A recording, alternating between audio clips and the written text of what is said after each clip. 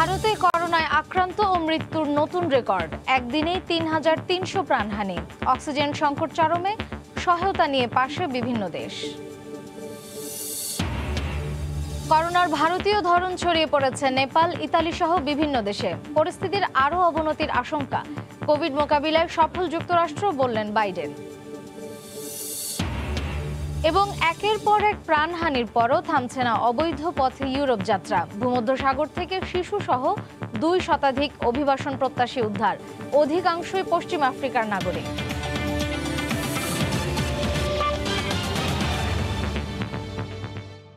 আন্তর্জাতিক সময়ের সঙ্গে আছে আমি মার্জিয়া শ্রেয়া। করোনার সংক্রমণ ও মৃত্যুতে প্রতিনিয়ত আগের সব রেকর্ড ছাপিয়ে যাচ্ছে ভারত।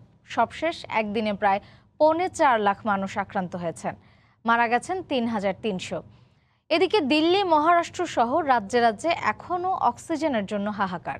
অস্থায়ী চিতা নির্মাণে বাধ্য হচ্ছেন কর্তৃপক্ষ। এরই মধ্যে দেশটিতে যুক্তরাজ্যের মেডিকেল সহায়তা পৌঁছেছে। একটু শ্বাস নেওয়ার জন্য প্রাণান্তকর চেষ্টা, ফুসফুস সচল রাখতে প্রিয়জনদের চেষ্টারও কমতি নেই। একটু অক্সিজেনের জন্য চারিদিকে হাহাকার। যে যেভাবে পারছেন স্বজনদের বাঁচিয়ে রাখার আপ্রাণ চেষ্টা করছেন। অক্সিজেনের অভাবে চোখের সামনে প্রিয়জনের মৃত্যু। এর আগে এমন মৃত্যু খুব কমই দেখেছে ভারতের মানুষ। এমন মানবেতর পরিস্থিতি একসময় কেবল সিনেমাতেই দেখা গেলেও এবার নিজ চোখে দেখছেন দেশটির মানুষ। অক্সিজেনের চাহিদা মেটাতে ছত্তিশগড় থেকে ১২০০ কিলোমিটার পথ পাড়ি দিয়ে ট্রেনে করে দিল্লিতে নিয়ে আসা হয় অক্সিজেন ট্যাঙ্কার।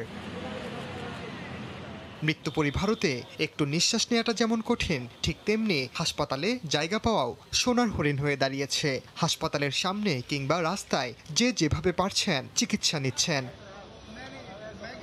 মৃতের মিছিল দীর্ঘ হওয়ায় মরদেহ সৎকারেও হিমশিম খাচ্ছে রাজধানী দিল্লি, মহারাষ্ট্র সহ বিভিন্ন রাজ্য। সারি সারি অ্যাম্বুলেন্স অপেক্ষায় অন্ত্যেষ্টিক্রিয়ার জন্য। যে কুম্ভ মেলার জন্য ভারতের কোভিড বিপর্যয়কে দায়ী করা হচ্ছে, সেটি এখনও অব্যাহত রয়েছে। আগের চেয়ে ভিড় কিছুটা কমলেও সামাজিক দূরত্ব মেনে এখনও অনেককে স্নান করতে দেখা গেছে। এদিকে করোনায় বিপর্যস্ত ভারতের পাশে দাঁড়াতে শুরু করেছে বিশ্বের বিভিন্ন দেশ। যুক্তরাজ্যের পাঠানো মেডিকেল সহায়তা পৌঁছেছে দেশটিতে। যুক্তরাষ্ট্র, জার্মানি সহ আরও বেশ কয়েকটি দেশ ভারতের দুঃসময়ে বন্ধু হিসেবে হাত বাড়িয়েছে। ওমর ইনান, সময় সংবাদ। এদিকে নতুন ধরনের করোনায় বিপর্যস্ত ভারতের পাশে দাঁড়িয়েছে যুক্তরাষ্ট্র। সেখানে বসবাসরত ভারতীয়রাও সাহায্যের হাত বাড়িয়ে দিয়েছেন। পাশাপাশি বিশ্বের বিত্তবানদের এগিয়ে আসার আহ্বান জানিয়েছেন তারা। যুক্তরাষ্ট্র থেকে লস্কর আল মামুনের রিপোর্ট। কোভিড যুদ্ধে নাকাল ভারতের পাশে মিত্র যুক্তরাষ্ট্র বাড়িয়ে দিয়েছে মানবিকতার হাত। যুক্তরাষ্ট্র ভুলে যায়নি ২০২০ সালে মহামারীর প্রথম দিকে মার্কিন হাসপাতালগুলো চাপে পড়লে ভারত যেভাবে সহায়তা পাঠিয়েছিল সে কথা। করোনার প্রথম ঢেউয়ের সময় যুক্তরাষ্ট্রের তৎকালীন প্রেসিডেন্ট ডোনাল্ড ট্রাম্প ভারতের কাছে হাইড্রোক্সিক্লোরোকুইন পাঠানোর অনুরোধ করেন। সাথে সাথে সাড়া দেন ভারতীয় প্রধানমন্ত্রী নরেন্দ্র মোদী। প্রেসিডেন্ট জো বাইডেনের নির্দেশে ভারতীয়দের সহায়তায় দৃঢ় প্রতিজ্ঞ মার্কিন প্রশাসন পাঠিয়েছে বিশেষজ্ঞ দল। দেয়া হয়েছে ওষুধ, অক্সিজেন, আইসিইউ, পাঠানো হয়েছে ভ্যাকসিন তৈরির কাঁচামালও। সংকটে ভারতের সব রকম চাহিদা পূরণ করছে ডেমোক্র্যাট সরকার। মার্কিন মূলকে প্রবাসী ভারতীয়রাও নিজ নিজ অবস্থান থেকে কিছু করার চেষ্টা করছেন, তৈরি করছেন সহায়তা ফান্ড। ধুঁকতে থাকা ভারতের চিত্র দেখে তাদের হৃদয়ে যে কারো চেয়ে বেশি ক্ষত। এদিকে মাতৃভূমি ভারত, বিশেষ করে মায়ের বাড়ি তামিলনাড়ুর দিকে তাকিয়ে আর্ত মানবতার সেবায় ভারতের পাশে দাঁড়াচ্ছেন মার্কিন ভাইস প্রেসিডেন্ট কামালা হ্যারিস। ভারতীয় মুক্তিযোদ্ধা হিসেবে সকলের কাছে আকুল আবেদন জানাচ্ছি, ভারতের এই দুর্যোগ সময়ে আপনারা সকলে ভারতের পাশে এগিয়ে আসুন। মার্কিন অর্থনীতিতে বাংলাদেশিদের পাশাপাশি ভারতীয়দের অবদান অনস্বীকার্য। বিভিন্ন অঙ্গরাজ্যে বিপুল সংখ্যক ভারতীয়র বাস। করোনা সংকট কেটে গেলে দেশটিতে সফরে যাওয়ার কথাও রয়েছে প্রেসিডেন্ট জো বাইডেন ও তার ডেপুটি কামালা হ্যারিসের। এমন মহা বিপর্যয় মানুষের জীবনে কখন, কোথায়, কিভাবে আসবে তা কেউ জানে না। জীবন জীবনের জন্য, বিপন্ন মানুষের পাশে একটু সহানুভূতি নিয়ে এগিয়ে যাওয়ার সময় এখন। লস্কর আল মামুন, সময় সংবাদ, ক্যালিফোর্নিয়া, যুক্তরাষ্ট্র। করোনার ভারতীয় ধরন ছড়িয়ে পড়েছে প্রতিবেশী দেশ নেপালে। প্রথম ধাক্কায় করোনা নিয়ন্ত্রণে থাকলেও দ্বিতীয় ঢেউয়ে হিমশিম খাচ্ছে কাঠমান্ডুর হাসপাতালগুলো। এদিকে ব্রাজিলের পরিস্থিতি এখনও নাজুক। কোভিড-19 নতুন করে থাবা বসিয়েছে আর্জেন্টিনা, রাশিয়া, ইরানের পাশাপাশি ইউরোপের বিভিন্ন দেশে।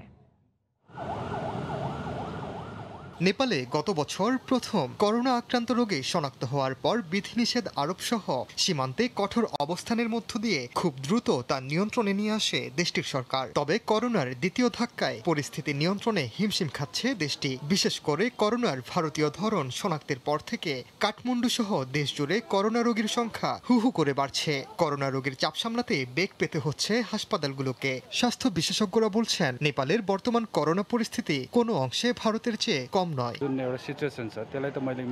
ভারতের সীমান্তবর্তী নেপালগঞ্জের অবস্থা অনেক খারাপ, ঠিক ভারতের মতো বলা যায় মিনি ইন্ডিয়া। কাঠমান্ডুতেও যদি শহরটির মতো অবস্থা হয়, সেক্ষেত্রে অবস্থা আরো নাজুক হবে।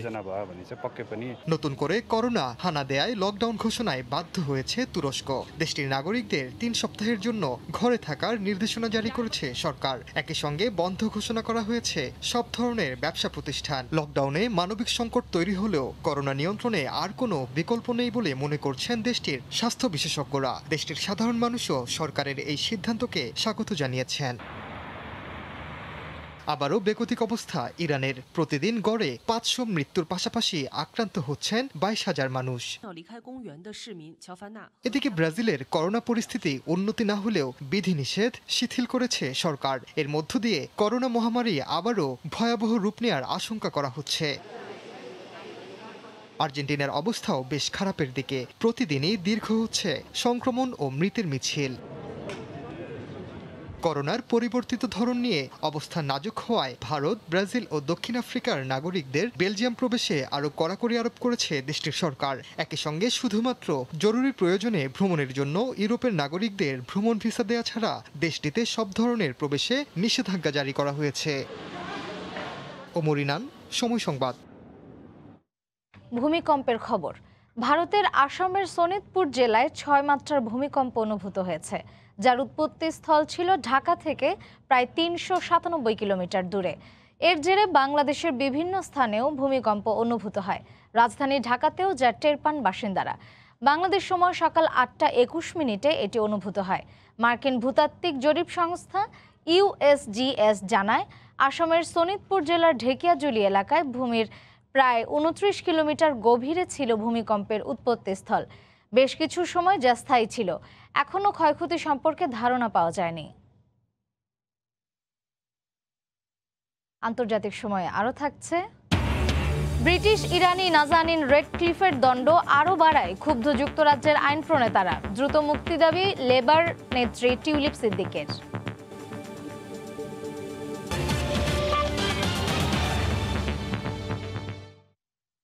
যুক্তরাষ্ট্রের 2 ডোজ করোনার টিকা যারা নিয়েছেন, এখন থেকে সীমিত পরিসরে জনসমক্ষে তাদের মাস্ক পরতে হবে না। মঙ্গলবার হোয়াইট হাউসে দেয়া এক বক্তব্যে মার্কিন প্রেসিডেন্ট জো বাইডেন এ ঘোষণা দেন। এর আগে করোনা মহামারীতে নতুন নির্দেশনা জারি করে দেশটির রোগ সংক্রমণ কেন্দ্র। করোনায় এই নতুন নির্দেশনা বাইডেনের 100 দিনের কর্মকাণ্ডের সাফল্য হিসেবেই দেখছেন প্রবাসী বাংলাদেশি সহ মার্কিন জনগণ। নিউ ইয়র্ক থেকে হাসানুজ্জামান সাকির রিপোর্ট। করোনা মহামারীতে যুক্তরাষ্ট্র বিশ্বের সবচেয়ে ক্ষতিগ্রস্ত দেশ। তবে 33 কোটির দেশে ইতিমধ্যে 2/3 মানুষকে টিকা দেয়া হয়েছে। টিকা নিতে এখন কোনো পূর্বনির্ধারিত অ্যাপয়েন্টমেন্টও লাগছে না। এবার প্রেসিডেন্ট জো বাইডেন ঘোষণা দিলেন, টিকা যারা নিয়েছেন বাড়ির ভেতরে বা বাইরে তাদের মাস্ক পরার প্রয়োজন নেই। Beginning today, gathering with a group of friends in a park, going for a picnic, as long as you are vaccinated and outdoors, you can do it without a mask. The bottom line is clear. If you're vaccinated, you can do more things more safely, both outdoors as well as indoors. তবে president বলেছেন, বড় ধরনের কোনো জনসমাগমের ক্ষেত্রে mask পরা বাধ্যতামূলক। I want to be absolutely clear. If you're in a crowd like a stadium or at a conference or a concert, you still need to wear a mask, even if you're outside. এদিকে এ সপ্তাহেই জো বাইডেনের ক্ষমতা গ্রহণের 100 দিন পূর্ণ হতে যাচ্ছে। এরই মধ্যে শুরু হয়ে গেছে তার কর্মকাণ্ডের মূল্যায়ন। প্রবাসী বাংলাদেশিরা বাইডেনের 100 দিনকে ইতিবাচক হিসেবে দেখছেন। আমি কোভিড-19 টিকা দিতে পেরেছি, এজন্য আমি অত্যন্ত খুশি। আর বিশেষ করে আমেরিকা যত আমার বাঙালি ভাইরা আছেন তারাও কোভিড টিকা দিয়েছেন এবং তারা খুব ভালো আছেন। আমি এই আমেরিকার প্রেসিডেন্ট বাইডেনকে আমি ধন্যবাদ জানাই, মোবারকবাদ জানাই তার এই সুব্যবস্থার জন্য। 100 দিন উপলক্ষে বুধবার প্রেসিডেন্ট বাইডেন কংগ্রেসে প্রথমবার যৌথ ভাষণ দেবেন। ইতিমধ্যে যুক্তরাষ্ট্রে করোনার টিকা নিয়েছেন 21.5 কোটিরও বেশি মানুষ। এর মধ্যে দ্বিতীয় ডোজ টিকা নিয়েছেন 9.5 কোটি। এখনও যারা টিকা নেননি, বিশেষ করে তরুণদের টিকা নেয়ার আহ্বান জানিয়েছেন president Joe Biden. Hasanuzzaman Saki, Somoy Sangbad, new York. ইরানে 5 বছর কারাভোগ শেষে ব্রিটিশ ইরানি নারী নাজানিন জাঘারি র্যাডক্লিফকে পুনরায় আরও 1 বছর কারাদণ্ডাদেশ দেয় এর তীব্র সমালোচনা করে তার দ্রুত মুক্তির দাবি জানিয়েছেন ব্রিটিশ আইন প্রণেতারা। মঙ্গলবার পার্লামেন্টের প্রশ্নোত্তর পর্বে এ দাবি জানান ব্রিটিশ সরকারের পররাষ্ট্র বিষয়ক শীর্ষ কর্মকর্তা জেমস ক্লিভারলি এবং নাজানিন যেই এলাকার বাসিন্দা সেই হ্যামসস্টেড অ্যান্ড কিলবার্নের আইন প্রণেতা ও লেবার নেত্রী বঙ্গবন্ধুর নাতনি টিউলিপ সিদ্দিক। এ সময় তারা বলেন, 5 বছর কারাভোগের পর নাজানিনকে আরও 1 বছরের কারাদণ্ডাদেশ দেয়া কোনোভাবেই মেনে নেওয়া যায় না। নাজানিনকে মুক্ত করতে না পারাটা বর্তমান কনজারভেটিভ সরকারের পুরোপুরি ব্যর্থতা বলেও অভিযোগ করেন tulip. My constituent when he was foreign secretary, when he exposed his complete ignorance of this tragic case. The UK does not and will never accept more harm in Nazanin's way. এতদিনেও নাজানিনকে মুক্ত করতে না পারাটা স্পষ্টতই British প্রধানমন্ত্রীর চরম ব্যর্থতা। 2017 সালে British পররাষ্ট্রমন্ত্রী থাকাকালীনও এক্ষেত্রে তিনি তার দায়িত্ব পালনে ব্যর্থতার পরিচয় দিয়েছেন। নাজানিনের এলাকার একজন আইন প্রণেতা হিসেবে তার দ্রুত মুক্তির দাবি জানাচ্ছি আমি। তার শুনানিতেও ব্রিটেন সরকারের পক্ষ থেকে কোনো কর্মকর্তাকে সেখানে পাঠানো হয়নি, যাতে করে তিনি সঠিক ও নিরপেক্ষ বিচার পান। A fresh new sentence. কয়েকটি দেশে বিশেষ ফ্লাইট চলাচল করলেও টিকিটের মূল্য চড়া হওয়ায় বিপাকে পড়েছেন মধ্যপ্রাচ্যগামী দরিদ্র প্রবাসী কর্মীরা। ভিসার মেয়াদ ফুরিয়ে এলেও উচ্চ মূল্যের টিকিট কেনার সাধ্য না থাকায় যেতে পারছেন না অনেকে। যাত্রীদের অভিযোগ, বিমান সংস্থাগুলোর সিন্ডিকেট করে টিকিটের দাম বাড়াচ্ছে। এদিকে চড়া মূল্যের টিকিট ও হোটেল বুকিং দিয়েও স্বস্তি নেই প্রবাসীদের। বেশিরভাগ বিদেশি এয়ারলাইন্সের অফিস বন্ধ থাকায় যাত্রা নিয়ে অনিশ্চয়তায় ভুগছেন তারা। হাজরা শিউলির রিপোর্ট। গেলে আবার 1 লক্ষ টাকা উপরে, এখন এত টাকা দিয়ে টিকিট কেটে যাওয়া কি সম্ভব নাকি? এতদিন বসা, আর্থিক অবস্থা অনেক খারাপ, দাঁড় করার মতো তো ব্যবস্থা আর নাই।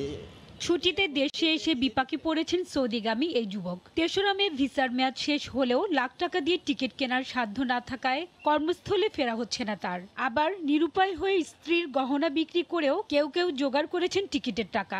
প্রত্যেকটা এয়ারওয়েজের দ্বারে দ্বারে ঘুরতেছি, টিকিট পর্যাপ্ত পরিমাণে টিকিট পাচ্ছি না। এখন স্ত্রী সন্তানের গহনা বিক্রি করে টিকিটের টাকা জোগাড় করতে হয়েছে। নিয়ন্ত্রণ করার মতন কেউ নেই। এয়ারলাইন চালারা সব একটা সিন্ডিকেট করছে যে কারো চেয়ে কেউ ভাড়া কম নেবে না। রিক্রুটিং এজেন্টরা বলছেন, প্রতিবেশী দেশ ভারত ও নেপাল থেকে যাত্রীরা অনেক কম ভাড়ায় যেতে পারলেও এদেশে সব এয়ারলাইন্স মধ্যপ্রাচ্যগামী বিমানের ভাড়া নিচ্ছেন কয়েক গুণ বেশি। প্রবাসী কল্যাণ মন্ত্রণালয়কে আমরা এটা অবগত করেছি, আমরা যে এই ভাড়ার বিষয়ে লাগাম টেনে ধরার জন্য। এদিকে অনেক প্রবাসী অনলাইনে উচ্চ মূল্যের টিকিট বুকিং দিলেও বেশিরভাগ বিদেশি এয়ারলাইন্সের অফিস বন্ধ থাকায় যাত্রা নিয়ে অনিশ্চয়তা কাটছে না তাদের। টোটাল 3.5 লাখ টাকা 1 লাখ টাকা আমার অলরেডি খরচ হয়ে গেছে। 29 তারিখে ফ্লাইট, এখানে আসছে কনফার্মের জন্য, এরা তো কোনো সাড়াই দিয়েছে। কাতার এয়ারওয়েজ আর কি আমি টিকিট বুকিং দিয়েছে, কিন্তু এখানে এসে আমি কোনো অফিসে ওদের খোলা পাচ্ছি না। সিভিল এভিয়েশন বলছে এয়ারলাইন্সগুলোর অতিরিক্ত ভাড়া নেওয়া বন্ধে গ্রাউন্ড হ্যান্ডলিং সহ বিভিন্ন ক্ষেত্রে ছাড় দেওয়া হয়েছে। এরপরও বেশি ভাড়া নিলে সেটি দেখার দায়িত্ব মন্ত্রণালয়ের। ভাড়া যাতে না বাড়তে হয় তাদের জন্য আমি কিছু বিশেষ সুবিধা তাদেরকে এয়ারলাইন্সগুলোকে দিয়েছি। তবে এয়ারলাইন্সগুলো তাদের ব্যবসাটা বুঝে, যাত্রী নিয়ে যারা ডিল করে যেসব সংস্থাগুলো আছে, আমি মনে করি তারা এইসব এয়ারলাইন্সগুলোর সাথে আরও বেশি সম্পৃক্ত হওয়া উচিত এবং তাদেরকে একটা স্ট্রং মনিটরিংয়ে রাখা উচিত। লকডাউনে আটকে পড়া প্রবাসী কর্মীদের জন্য 17 এপ্রিল থেকে বিশেষ ফ্লাইট চালুর পর গত 12 দিনে 40,000-এরও বেশি প্রবাসী দেশ ছেড়েছেন। প্রথমে 5টি দেশে, পরে আরও 3টি দেশে অনুমতি দেওয়া হলেও দেশে করোনার প্রকোপ বেড়ে যাওয়ায় বন্ধ করে দিয়েছে ওমান। হাজারা শিউলি, সময় সংবাদ, ঢাকা। আন্তর্জাতিক সময় আরও থাকছে। করোনার ধাক্কায় বন্ধের পথে সুইডেনের বিভিন্ন প্রতিষ্ঠান, ধকল সামলে ওঠার চেষ্টায় প্রবাসীরা। ফ্রান্সে ব্যবসা প্রতিষ্ঠান চালুর আশায় বাংলাদেশিরা। এবারও বাংলাদেশ থেকে সৌদি আরবে গিয়ে পবিত্র হজ পালন করা অনিশ্চিত। প্রতি বছর হজ শুরু হওয়ার অন্তত 5 মাস আগে বাংলাদেশ থেকে হজ যাত্রার সব প্রস্তুতি চূড়ান্ত হতে থাকলেও এবছরের পবিত্র হজের মূল আনুষ্ঠানিকতার বাকি আর মাত্র 3 মাস। এ নিয়ে বিস্তারিত জানাতে জেদ্দায় আছেন সহকর্মী আল মামুন শিপন। সরাসরি যাচ্ছি তার কাছে। শিপন, হজের যে মূল আনুষ্ঠানিকতা প্রতি বছর 5 থেকে 6 মাস আগে থেকে অনুষ্ঠিত হয়, কিন্তু এই মহামারী করোনা ভাইরাসের কারণে কিন্তু গেল বছরে আমরা দেখেছি যে স্থানীয় পর্যায়ে খুব সীমিত পরিসরে মাত্র 10,000 হাজিদের নিয়ে সমাগমে কিন্তু পবিত্র হজ 2020 অনুষ্ঠিত হয়েছে। খুব স্বাস্থ্যবিধি এবং অনেক ধরনের আইন এবং অনেক ধরনের স্বাস্থ্যবিধি, কঠোর নিরাপত্তার মধ্য দিয়ে কিন্তু গেল বছর 2020-এর যে হজের আনুষ্ঠানিকতা সম্পন্ন হয়েছিল। কিন্তু এবছর সৌদি ধর্ম মন্ত্রণালয় এবং সৌদি সরকারের পক্ষ থেকে কিন্তু জানুয়ারি থেকে কিন্তু তারা ঘোষণা দিচ্ছে যে এবছর কিন্তু করোনার পরিস্থিতি যদি স্বাভাবিক পর্যায়ে করোনার পরিস্থিতি যদি তারা নিয়ন্ত্রণে আনতে পারে, তাহলে তারা স্থানীয় পর্যায়ে এবং বহির্বিশ্ব থেকে হাজির এনে কিন্তু তারা পবিত্র হজের মূল আনুষ্ঠানিক সম্পন্ন করার কথা রয়েছে। কিন্তু বর্তমান সময়ে যে অবস্থা বাংলাদেশ এবং সৌদি আরবে দিন দিন করোনা আক্রান্ত রোগী বেড়েই চলছে, বাংলাদেশেও বর্তমান যে পরিস্থিতি করোনার, কিন্তু এতে আশঙ্কা করা যাচ্ছে এবং এখানে স্থানীয় যারা প্রবাসী কমিউনিটি বাংলাদেশিরা রয়েছেন তারা আশঙ্কা করছেন যে এখানে এবছর পবিত্র হজে বাংলাদেশ থেকে হাজী সাহেবগণ আসতে পারবেন কিনা, এবং বাংলাদেশ থেকে হাজী সাহেবরা যদি আসেনও তাহলে কিভাবে আসবেন, যে প্রতি বছর হজের মূল আনুষ্ঠানিকতার 5 থেকে 6 মাস আগে অনেক ধরনের প্রস্তুতি বাংলাদেশ হজ মিশন এবং বাংলাদেশের যে হজের যে আনুষ্ঠানিকতার জন্য যে হাজিদের নিবন্ধন করা সহ বিভিন্ন হাবের সাথে এদেশের ধর্ম মন্ত্রণালয়ের সাথে এদেশের যে হজ মন্ত্রণালয় আছে তাদের সাথে, এবং বিভিন্ন ধরনের অনেক ধরনের আনুষ্ঠানিকতা, অনেক ধরনের হজের যে প্রস্তুতিমূলক যে কার্যক্রমগুলো, সেগুলো আসলে আমরা এখনো পর্যন্ত দেখতে পাইনি।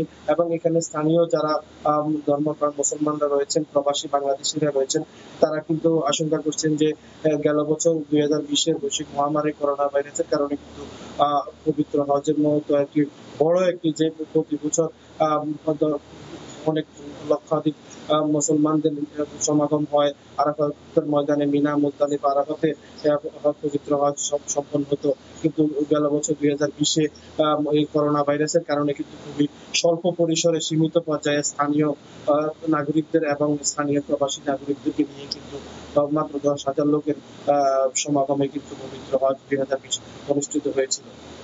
তার আলোকেই কিন্তু এবছর করোনা দ্বিতীয় ঢেউয়ে এবছর পবিত্র হজে কিভাবে হবে এবং কতজন লোক 2021 সালের পবিত্র হজে অনুষ্ঠিত এখানে অংশগ্রহণ করতে পারবে। এবং গেল বছর আমরা দেখেছি যে সৌদি স্বাস্থ্য মন্ত্রণালয় এবং ধর্ম মন্ত্রণালয় এবং সৌদি সরকারের পক্ষ থেকে কঠোর নিরাপত্তা এবং কঠোর স্বাস্থ্যবিধির মধ্যে দিয়ে পবিত্র হজ সম্পন্ন হয়েছে, কিন্তু এখানে স্থানীয় নাগরিকরা, স্থানীয় প্রবাসী কমিউনিটির লোকেরা আশা করছেন যে ইনশাআল্লাহ সবকিছু পরিস্থিতি স্বাভাবিক হলে সকল কিছু এই 2021 সালের হজ সুন্দর এবং স্বাভাবিকভাবেই অনুষ্ঠিত হবে বলে আশঙ্কা করেছেন। এই ছিল পবিত্র হজের বিষয়ে জেদ্দা থেকে সর্বশেষ। জেদ্দা থেকে হজ যাত্রার প্রস্তুতি সম্পর্কে সর্বশেষ খবর জানাচ্ছিলেন সহকর্মী আল মামুন শিপন। ইতালিতে করোনার ভারতীয় ধরন শনাক্ত হওয়ায় ভারত থেকে ইতালি প্রবেশ করা বাবা ও তার মেয়েকে কোয়ারেন্টিনে রাখা হয়েছে। এছাড়া ভারত থেকে ইতালি ফেরত প্রবাসীদের খুঁজছে পুলিশ। এদিকে করোনা পরিস্থিতির মধ্যেই পানশালা, রেস্তোরাঁ সহ বিভিন্ন ব্যবসা প্রতিষ্ঠান খুলে দেওয়া হয়েছে। তবে রাত 10টা থেকে ভোর 6টা পর্যন্ত কারফিউ বলবৎ রয়েছে। রোম থেকে জুমানা মাহমুদের রিপোর্ট। ইতালিতে ভারতীয় ভ্যারিয়েন্ট ধরা পড়ার সংবাদ প্রকাশের পর রাজধানী রোম সহ বিভিন্ন স্থানে প্রবাসীদের মধ্যে আতঙ্ক ছড়িয়ে পড়েছে। 2 জনকে ইতিমধ্যে প্রাতিষ্ঠানিক কোয়ারেন্টিনে নেওয়া হয়েছে। ইতালিতে ফেরা বহু ভারতীয়কে পুলিশ খুঁজছে। যদিও ভারতের সাথে বিমান যোগাযোগ বন্ধ রয়েছে, তবে ইতালিতে বৈধ কোনো ভারতীয় নাগরিক এবং ভারতীয় বংশোদ্ভূত ইতালীয়দের দেশটিতে প্রবেশে বিধিনিষেধ নেই। এর মধ্যেই সোমবার থেকে ইতালির পানশালা, রেস্তোরাঁ সহ বিভিন্ন প্রতিষ্ঠান খুলে দেওয়া হয়েছে। রেস্টুরেন্টের বাইরে বসে চেয়ার টেবিলে খাওয়ার সুযোগ থাকছে শুধু। এদিকে 6 কোটি নাগরিকের দেশটিতে ইতিমধ্যে প্রায় 2 কোটি ভ্যাকসিন প্রয়োগ করা হয়েছে।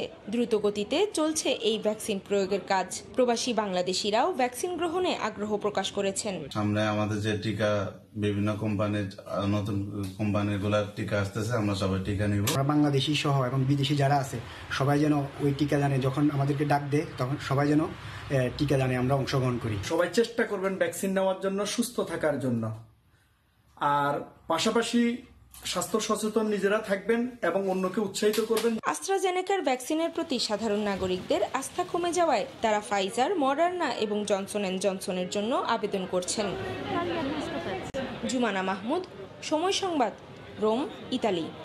করোনা মহামারীতে সুইডেনের ব্যবসা বাণিজ্যে নেমে আসা স্থবিরতা কাটিয়ে উঠতে নানাভাবে চেষ্টা করছেন স্থানীয় সহ সুইডেনে বসবাসরত বাংলাদেশি ব্যবসায়ীরা।